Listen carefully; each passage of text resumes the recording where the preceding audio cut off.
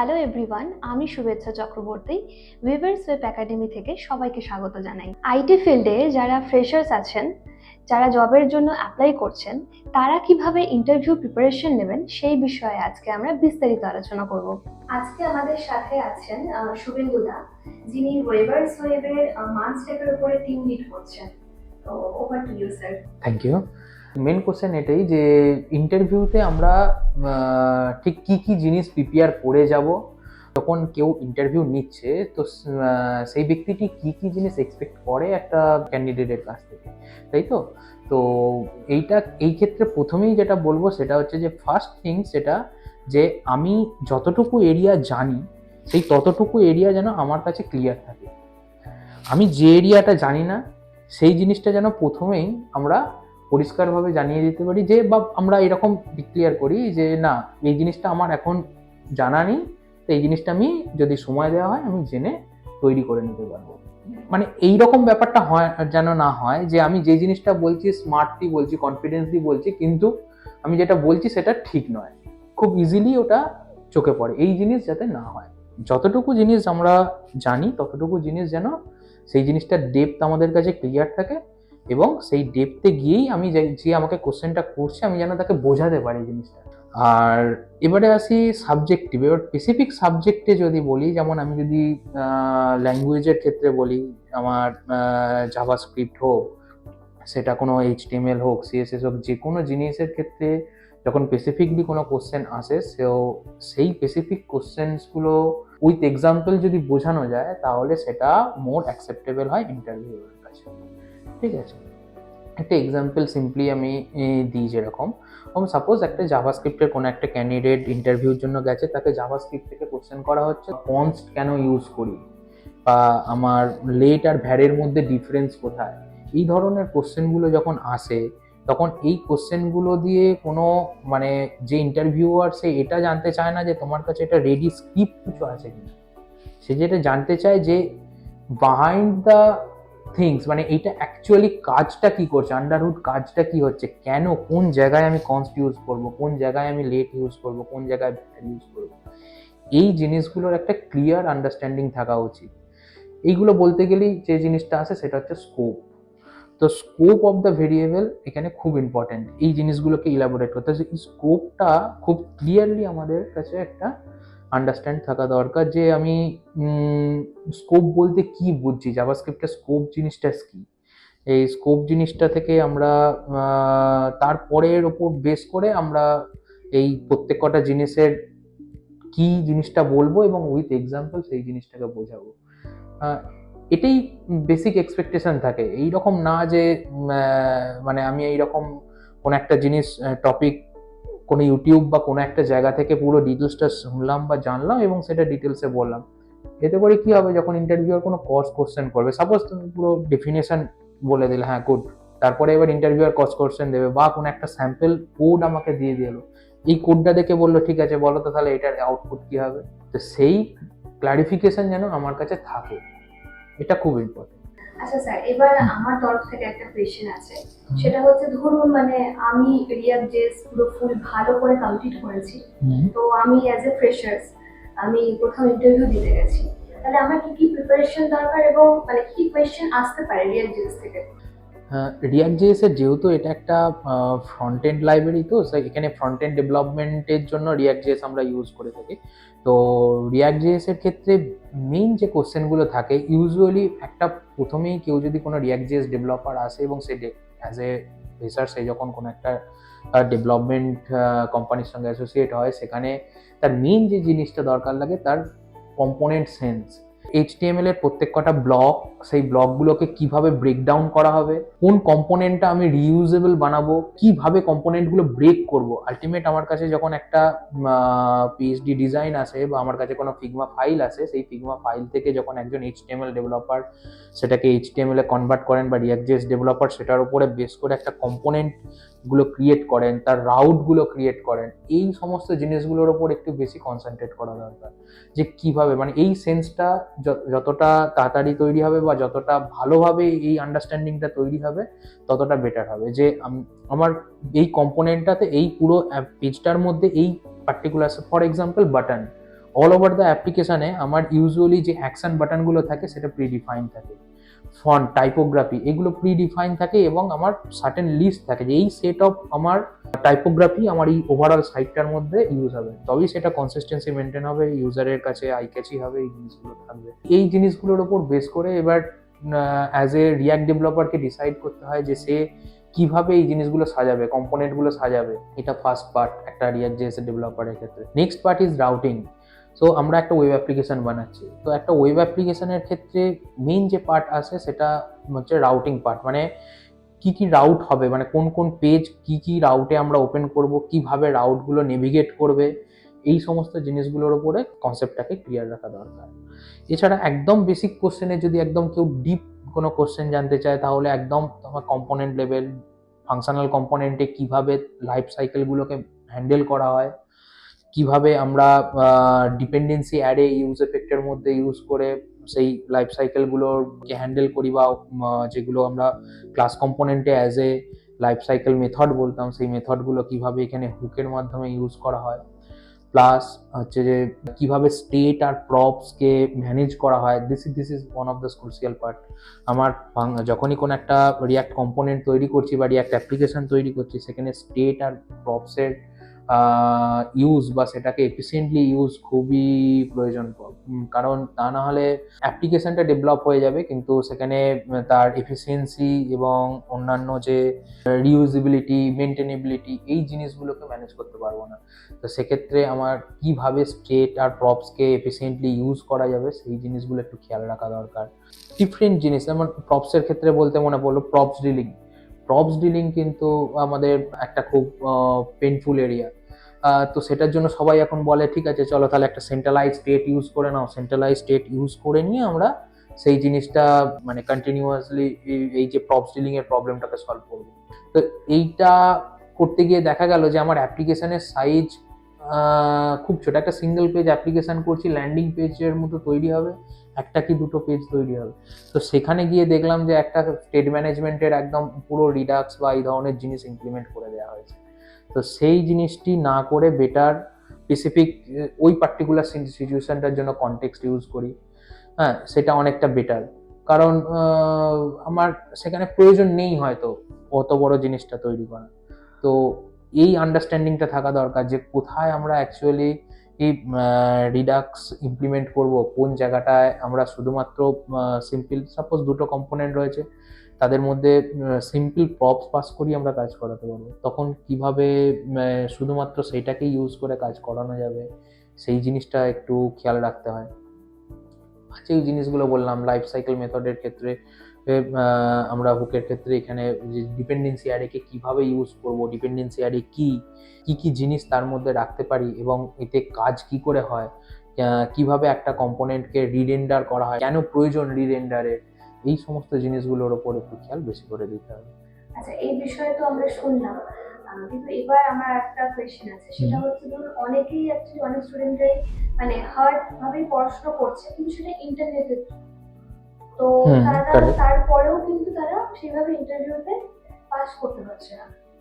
তো তার জন্য একটু যদি আপনি গাইডলাইন করে দেন যে তাদের ঠিক কোন কোন প্রপার জায়গাগুলোতে একটু মানে পড়াশোনা করাটা দরকার, যেটা ইন্টারনেটে নিজে একা সেলফ লার্নিং করে হচ্ছে না। ঠিক, অ্যাকচুয়ালি এখানে দুটো পার্ট রয়েছে। একটা পার্ট হচ্ছে যে আমি যে কন্টেন্টটা ইন্টারনেট থেকে পাচ্ছি সেটা আমি কতটা ডাইজেস্ট করতে পারছি, নেক্সট এই যে লার্নিংগুলো আমি পাচ্ছি সেইগুলো কতটা ইমপ্লিমেন্ট করতে পারছি আফটার ডাইজেশন, এই দুটো পার্ট রয়েছে। তো আমি প্রথমে যেটা আসি সেটা হচ্ছে যে কতটা আমি ডাইজেস্ট করতে পারছি। অনেক মানে আমি ইন্টারনেটে বিভিন্ন লার্নিং সাইট রয়েছে, বিভিন্ন লাইভ স্ট্রিমিং ওয়েবসাইট রয়েছে যেখান থেকে আমি অনেক ভালো ভালো কন্টেন্ট পাবো, যে কোনো স্টুডেন্ট মানে এভাবে ফ্রিলি অ্যাভেলেবেল, যে কেউ সেখান থেকে অনেক ভালো ভালো কন্টেন্ট ক্রিয়েটার রয়েছে, তারা অনেক ভালো ভালো কন্টেন্ট ক্রিয়েট করে, সেখান থেকে অনেক কিছু লার্ন করা যায় এবং শেখা যায়। কিন্তু কিছু কিছু জায়গায় প্রবলেম হয়, সেটা প্রত্যেকের ক্ষেত্রে হয় না কিন্তু কারো কারো ক্ষেত্রে হয়, সেই জায়গাটা হচ্ছে সেখান থেকে যখন সে কন্টেন্টগুলো পাচ্ছে সেই কন্টেন্টগুলো ওয়াইজ সে নিজে কতটা বুঝতে পারছে, সে নিজে কতটা সেই জিনিসটাকে ডাইজেস্ট করতে পারছে, তা না হলে প্রবলেমটা যেটা হবে ঠিক পরের ফেজ যেটা বললাম, এই জিনিসটাকে সে যখন তার অ্যাপ্লিকেশনে ইউজ করবে বা এই জিনিসটিকে যখন সে রিয়েল টাইমে ইউজ করতে যাবে, সেই জায়গাতে প্রবলেম হবে। তো এই জিনিসটাই মেনলি হয় অ্যাপ্লিকেশন ডেভেলপমেন্টের ক্ষেত্রে। বলি, যখন কোনো কন্টেন্ট ক্রিয়েটার একটা কন্টেন্ট ক্রিয়েট করছে, সে স্টেপ বাই স্টেপ পরপর প্রসেসগুলো দিয়ে দিচ্ছে, তাই তো? সেই প্রসেসগুলো ধরে যে শিখছে বা সেটা দেখছে, সেও কি করছে, নিজে ওই সেম জিনিসটা করছে। করার পর সে যখন সেটাকে প্লে করছে বা রান করছে, তখন দেখছে যে হ্যাঁ, আমার জিনিসটা তৈরি হয়ে গেল। তার মানে কি জিনিসটা সে শিখে গেল? না, সে জিনিসটা তৈরি করে ফেললো। কি করে তৈরি করলো? ওখানে যে জিনিসটা দেখছে ঠিক সেই জিনিসটাই ও অ্যাজ ইট ইজ ওখানে লিখছে, লেখার পরে দেখছে যে হ্যাঁ, জিনিসটা রান করছে, সো এক্সপেক্টেড আউটপুট আমি পাচ্ছি, তার মানে আমি এটা তৈরি করে ফেললাম। অ্যাকচুয়ালি তা নয়। সেটাতে সে হয়তো সেই মুহূর্তে জিনিসটাকে রান করিয়ে ফেললো, কিন্তু প্রবলেমটা যেটা হচ্ছে, সে যে জিনিসগুলো বোঝাতে চেয়েছে সেই জিনিসটি ওই ছেলেটি বুঝলো কিনা ওই মুহূর্তে। সে যখন কোন একটা এক্সাম্পল দেখাচ্ছে বা বলছে, তখন সেই জিনিসটাকে সে কমপ্লিটলি ডাইজেস্ট করতে পারলো কিনা, যে এই প্রসেসটা কেন ইউজ করা হচ্ছে। একটা প্রবলেম সলভ করতে মাল্টিপল প্রসেস হয়, তো এই পার্টিকুলার প্রসেসটা কেন ইউজ হচ্ছে, এই মেথডটা কেন ইউজ করা হয়েছে। তো সেই জিনিসটি যদি ওই মুহূর্তে না বোঝে, তাহলে প্রবলেমটা যেটা হবে, যে জিনিসটি সে নিজে তৈরি করলো ওটা দেখে দেখে, সেইটাতে যদি কোনো রকম প্রবলেম হয় বা সেটার এনহান্সমেন্ট আসে, তখন সে আর তৈরি করতে পারবে না। তো ইউজুয়ালি মনে হচ্ছে যে হ্যাঁ, আমি এই জিনিসটা তো তৈরি করে নিলাম, আমার হয়ে গেল। বাট যখন ইন্টারভিউয়াররা কোশ্চেন করে, সে তো অ্যাকচুয়ালি এটা জানতে চায় না যে তুমি ওই জিনিসটা তৈরি করে ফেলো। সে এটা জানতে চায় যে তোমার কাছে কোনো রিকোয়ারমেন্ট এলে সেটা তুমি বুঝতে পারবে কিনা, বোঝার পর সেটাকে ইমপ্লিমেন্ট করতে পারবে কিনা, সেটুকুই তার দেখা। তার এই জিনিসটা দেখার থাকে না যে তুমি এই জিনিসটা তৈরি করে ফেলেছো এবং এইটার ডেফিনেশন তোমার জানা আছে। সেটা জিজ্ঞাসা করে হয়তো কিছুটা, অনেকেই করে, বা সেটা করে এই কারণেই যে অ্যাটলিস্ট তুমি পড়েছো কিনা বা জেনেছো কিনা সেটা। কিন্তু মেন যে জিনিসটা দরকার পড়ে, যে আমি কোনো একটা সিচুয়েশন যদি তোমাকে দিব, কোনো একটা প্রবলেম স্টেটমেন্ট তোমাকে দেওয়া হলো, সেই প্রবলেম স্টেটমেন্টটা তুমি ঠিকঠাকভাবে বুঝতে পারছো কিনা, বুঝতে পারার পরে সেই জিনিসটাকে ইমপ্লিমেন্ট করতে পারছো কিনা, এটাই মেন রিকোয়ারমেন্ট। সেটা করার জন্য যেটা করা হবে আমার মতে বলে যে, রাদার আমি কোনো একটা প্রথমেই কোনো জিনিসকে ডেভেলপমেন্টের মধ্যে না গিয়ে, বেটার যে সে যে জিনিসটাকে কন্টেন্টটা থেকে আমি কিছু জিনিস আন্ডারস্ট্যান্ড করব আর ওই পার্ট ডেভেলপ করব। মানে আমার ইন্টেনশনটা এটা নয় যে প্রথমেই আমি কিভাবে সাইট তৈরি হবে সেটা বিভিন্ন আমার এআই টুলসই হোক বা বিভিন্ন জিনিসই হোক, সেই জিনিসগুলো থেকে নিয়ে প্রথমে জিনিসটাকে রেডি করে নেওয়া, সেটা নয়। বেটার যে part process wise, roadmap wise জিনিসগুলো করানো হচ্ছে, একটা ঠিকঠাক রোডম্যাপ ফলো করা, প্রপার গাইডেন্সের মধ্যে দিয়ে নিয়ে আসা, আর প্রত্যেক কটা স্টেপ আগে জিনিস বোঝা এবং সেইটাকে ইমপ্লিমেন্ট করা, তারপরে গিয়ে পুরো জিনিসটাকে নিজে থেকে তৈরি করা, নাকি ওই জিনিসটা দেখে তৈরি করা। এটা করলে অনেকটা আমার মনে হয় বেটার রেজাল্ট পাওয়া যাবে। আচ্ছা স্যার, বলছি আপনি তো মাইন্ডস্ট্যাটের মানে টিম লিড করছেন, তো ওখান থেকে আমার একটা ছোট প্রশ্ন আছে আপনার জন্য। অ্যাকচুয়ালি আপনার রিয়্যাক্ট বেশি পছন্দ নাকি নোট? এইরকম কোনো স্পেসিফিকেশন নেই যে রিয়্যাক্ট বেশি ভালো বা নোট বেশি ভালো। এবারে যদি আমার পার্সপেক্টিভে জিজ্ঞেস করে, হ্যাঁ আমার দুটোই ভালো লাগে, তবে ডেফিনেটলি এই লজিক্যাল পার্ট এবং ব্যাকএন্ড রিলেটেড স্টাফ আমার বেশি বেটার লাগে। ডেটাবেস রিলেটেড থিংস, এই জিনিসগুলো বেশি বেটার লাগে। তো এর মানে এই নয় যে ডেফিনেটলি যে ফ্রন্ট এন্ড আমার খারাপ লাগে। আমি নিজে ফ্রন্ট এন্ড রিয়্যাক্ট ডেভেলপমেন্টের ক্ষেত্রেও যে জিনিসগুলো জানি বা যে জিনিসগুলোকে ইমপ্লিমেন্ট করার চেষ্টা করি, সেই জিনিসগুলো একইভাবে মেনটেন হয়। তবে হ্যাঁ, ডেফিনেটলি যদি আমার নিজস্ব ধারণা, তো ডেফিনেটলি ব্যাকএন্ড। কারণ এক্ষেত্রে backend basically structure, the framing the application, সেটা ডেটাবেস লেভেল থেকে ভাবনা চিন্তা, এবং সেটা সার্ভিস, সেখান থেকে আমার ব্যাকএন্ডের বিভিন্ন এপিআই সার্ভিস হোক বা বিভিন্ন ধরনের সার্ভিস হোক, সেগুলো ইমপ্লিমেন্টেশন আমার ক্ষেত্রে মোর বেটার লাগে। বাট হ্যাঁ, এটাই। তবে এইরকম কিছু ব্যাপার না, প্রত্যেকটা ফ্রন্ট এন্ড এবং ব্যাক এন্ড, বোথ এন্ড যদি ঠিকঠাক ভাবে কাজ করে, তবেই পুরো এন্টায়ার অ্যাপ্লিকেশনটা ঠিকঠাক ভাবে কাজ করবে। তো ফ্রন্ট এন্ডের ক্ষেত্রেও এটা ক্রুশিয়াল যে ইউজার এক্সপেকটেশন কি রয়েছে বা ইউজার এক্সপিরিয়েন্সটা কিরকম রয়েছে, সেটাকে ঠিকঠাক ভাবে বিল্ড করা, এবং সেখানেও এফিসিয়েন্সির বিভিন্ন ধরনের ব্যাপার থাকে, যে কতটা এফিসিয়েন্টলি আমি অ্যাপ্লিকেশনটাকে ডেভেলপ করলাম, যাতে আমার ফ্রন্ট এন্ড অ্যাপ্লিকেশনটাও খুব স্মুথলি ইউজারের কাছে প্রেজেন্ট হলো অ্যান্ড ইউজার ফ্রেন্ডলি হলো, যাতে করে ইউজাররা ওই অ্যাপ্লিকেশনটা বেশি ইউজ করে এবং ইউজাররা সেটা ইউজ করতে বেশি কমফর্ট ফিল করে। And then the part of আমার ব্যাকএন্ডের ক্ষেত্রে যদি ভাবি, ব্যাকএন্ডের ক্ষেত্রে সেটা ইউজারের ওই রিকোয়েস্টগুলোকে কতটা ভালোভাবে সার্ভ করা যায় এবং কতটা সেটাকে প্রসেস করে আমরা ডেটাবেস পর্যন্ত পৌঁছানো এবং সেটা নিয়ে এসে আবার ইউজার দিকে তার রিকোয়ার্ড ডেটাগুলোকে রিটার্ন করা, এই সমস্ত জিনিসপত্রগুলো দুটো দিক থেকেই ঠিকঠাক হলে তবে পুরো একটা অ্যাপ্লিকেশন এন্টায়ারলি দাঁড়াবে, আদারওয়াইজ এটা প্রবলেমেটিক। সো বোথ আর ইকুয়াল। আচ্ছা, তো স্যার অ্যাকচুয়ালি রিঅ্যাক্ট জেএস নিয়ে তো আমরা কথা বললাম, মানে যারা ফ্রেশার্সরা যাচ্ছেন, আপনি যদি একটু আমাকে গাইড করতেন যে যারা নোড জেএস এর ফ্রেশার্স ইন্টারভিউতে যায়, তো তাদের স্পেসিফিক কি কোয়েশ্চেন অ্যান্সার বা তাদের কোন কোন বিষয়গুলো খেয়াল রাখতে হবে? ব্যাকএন্ড অ্যাপ্লিকেশন ডেভেলপমেন্টের ক্ষেত্রে নোড.js-এর ইউজ হচ্ছে। তো নোড.js-এর ক্ষেত্রে সবচেয়ে বেশি যে জিনিসটা খেয়াল রাখা উচিত বিশেষ করে ফ্রেশার্সদের, ডেটা স্ট্রাকচার, ডেটাটাকে কিভাবে স্ট্রাকচার করবে তার আন্ডারস্ট্যান্ডিং, ডেটাবেসের আন্ডারস্ট্যান্ডিং। কারণ ব্যাকএন্ড অ্যাপ্লিকেশনের ক্ষেত্রে দ্য বেস যেই জায়গাটায় সেটা হচ্ছে ডেটাবেস। সো ডেটাবেসের আন্ডারস্ট্যান্ডিং, প্রোগ্রামিং নলেজ, প্রোগ্রামিং প্রেডিংস বা ফাংশনাল, কিভাবে ফাংশনগুলোকে সাজানো হবে, এই ধরনের জিনিসগুলোর ওপর বেশি কনসেন্ট্রেট করলে বা এই জিনিসগুলোকে বেশি একটু জেনে গেলে বেটার হয়, মানে সেটা ডেফিনেটলি একটা অ্যাডভান্টেজের জায়গা থাকে। আর যে জিনিসটা থাকে সেটা হচ্ছে যে আমার যে টেকনিক্যাল নলেজ, আমি যদি একদম কোড বেস নলেজ রিলেটেড বলি, নোড.js এর ক্ষেত্রে আমরা ইউজুয়ালি এক্সপ্রেস ফ্রেমওয়ার্ককে ইউজ করা হয় নোড.js এর সঙ্গে। তো এই এক্সপ্রেস ফ্রেমওয়ার্কের সঙ্গে নোড.js কিভাবে কাজ করে, কিভাবে তার রাউটিং স্ট্রাকচার, কিভাবে সেখানে মিডলওয়্যারগুলোকে ইমপ্লিমেন্ট করা হয়, কিভাবে ভ্যালিডেশন ইমপ্লিমেন্ট করা হয়, কিভাবে আমরা একটা ক্লিন স্ট্রাকচার প্রোভাইড করতে পারি, মেবি আমরা যদি এমভিসি প্যাটার্নে যাই সেক্ষেত্রে কিভাবে কন্ট্রোলার মডেল এই জিনিসগুলোকে প্রিপেয়ার করতে পারি। তো এই জিনিসগুলোর ওপরে একটু বেশি নলেজ যদি গেইন করে সেটা ভালো হয়। আর এর সঙ্গে ডেফিনেটলি জেএস-এর যে কোর নলেজ সেই জিনিসটা তো অবশ্যই লাগবে। আর এর সঙ্গে যে জিনিসটা আমি এখানে মেনশন করতে চাইবো সেটা হচ্ছে যে অ্যাসিনক্রোনাস পার্ট।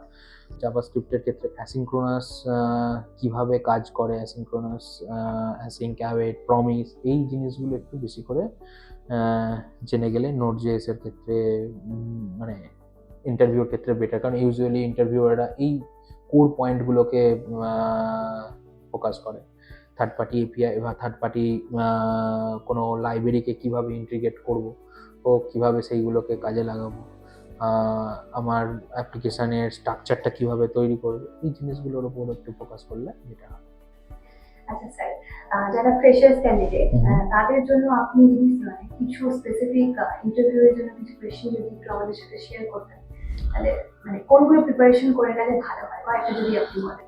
হ্যাঁ, কারেক্ট। এবার ফ্রেশার্সের জন্য ইন্টারভিউর কোশ্চেন বলতে এটা তো ডিপেন্ড করে প্রত্যেকটা ইন্টারভিউয়ার কী ধরনের ইন্টারভিউ নেবে বা সেই মুহূর্তে তার মাইন্ডে কী আসছে সেইগুলোর ওপর। তবে বেসিক যে জিনিসগুলো হয় সেইগুলো যদি বলি নোড.js এর ক্ষেত্রে ইউজুয়ালি আমরা রাউটিং কিভাবে করি, কিভাবে মিডলওয়্যার ইমপ্লিমেন্ট করি, কিভাবে আমরা প্রমিস হ্যান্ডেল করি জাভাস্ক্রিপ্টের মধ্যে, অ্যাসিঙ্ক অ্যাওয়েট কোথায় ইউজ করব ও কোন জায়গায় আমরা মানে ডেটাবেসের কোয়ারি যখন করব সেখানে এগ্রিগেশন পাইপলাইন, টেবিল স্ট্রাকচার কিভাবে করব, এই জিনিসগুলির উপর বেশি ফোকাস দেওয়া উচিত।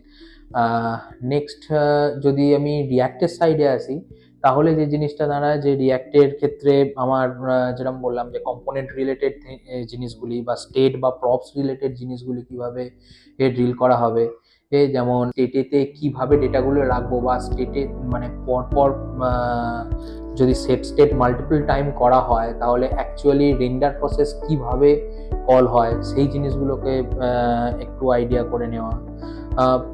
ব্যাকএন্ডের ক্ষেত্রে কর্স জিনিসটা কি, ইউজুয়ালি আমরা ক্রস প্ল্যাটফর্মের জন্য যখন ডেভেলপ করি তখন ক্রস জিনিসটা কি, কেন সেটাকে এনেবল করা দরকার ক্রস প্ল্যাটফর্ম ডেভেলপমেন্ট করতে গেলে, সেখানে কি কি জিনিস আমরা সেট করতে পারি, অরিজিন কি, এই জিনিসগুলি একটু বিশেষ খেয়াল দেওয়ার দরকার। আর এছাড়াও ডেটাবেসের ক্ষেত্রে যদি বলি ডেটাবেসের স্ট্রাকচার কিভাবে হবে, বিভিন্ন ডেটাবেসের মেথডগুলো ও যেই মেথডগুলি আমরা ইউজ করে থাকি, ফাইন্ড আমরা ফাইন্ড বাই আইডি স্পেসিফিক করার জন্য আমরা বা মাল্টিপল করার জন্য many, update many, insert many, এইসব মেথডগুলো কীভাবে কাজ করে সেই জিনিসগুলোর একটু আইডিয়াটা রাখা দরকার। স্যার আপনাকে অনেক অনেক ধন্যবাদ আমাদেরকে এত সুন্দর করে সবকিছু এক্সপ্লেন করার জন্য আর আপনার ভ্যালুয়েবল টাইম দেওয়ার জন্য। আজকের আলোচনাটা কি হেল্পফুল ছিল? তাহলে অবশ্যই জানাবেন। আরও যদি আপনাদের নতুন নতুন টেকনোলজি নিয়ে কিছু বিস্তারিতভাবে জানার থাকে অবশ্যই কমেন্ট করুন, আমরা সেই বিষয়েও বিস্তারিতভাবে আলোচনা করব।